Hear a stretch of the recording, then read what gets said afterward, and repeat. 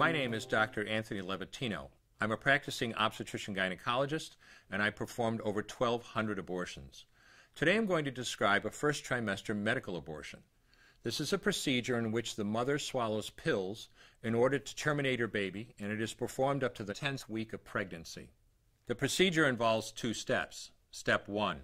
At the abortion clinic or doctor's office, the woman takes pills which contain Mifepristone, also called RU46.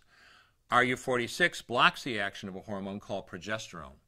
Progesterone is naturally produced in the mother's body to stabilize the lining of the uterus.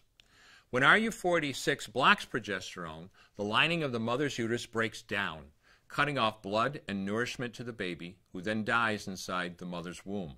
It is important to note that even after it has been taken, it is possible to reverse the effects of RU46 and save the baby if progesterone is administered. The sooner, the better. Step 2.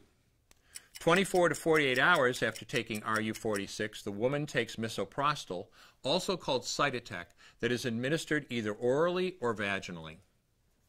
RU46 and Misoprostol together cause severe cramping, contractions, and often heavy bleeding to force the dead baby out of the woman's uterus. The process can be very intense and painful, and the bleeding and contractions can last from a few hours to several days. While she could lose her baby anytime and anywhere during this process, the woman will often sit on a toilet as she prepares to expel the child, which she will then flush. She may even see her dead baby within the pregnancy sac.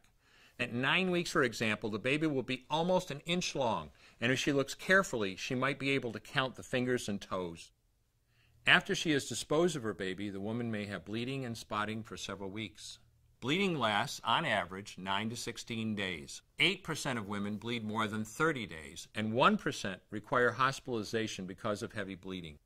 The failure rate increases as the pregnancy progresses. If failure occurs, she will usually be offered a surgical abortion. For the mother, medical abortion often causes abdominal pain, nausea, vomiting, diarrhea, headache, and heavy bleeding.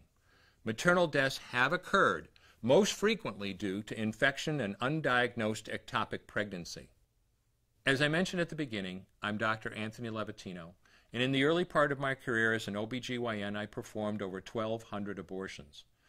One day, after completing one of those abortions, I looked at the remains of a preborn child whose life I had ended, and all I could see was someone's son or daughter.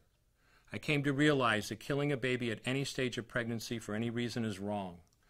I want you to know today, no matter where you're at or what you've done, you can change. Make a decision today to protect the preborn. Thank you for your time. I will no longer do any more abortions. When you finally figure out that killing a baby that big for money is wrong, that it doesn't take you too long to figure out it doesn't matter if the baby is this big or this big or this big or maybe even this big, it's all the same.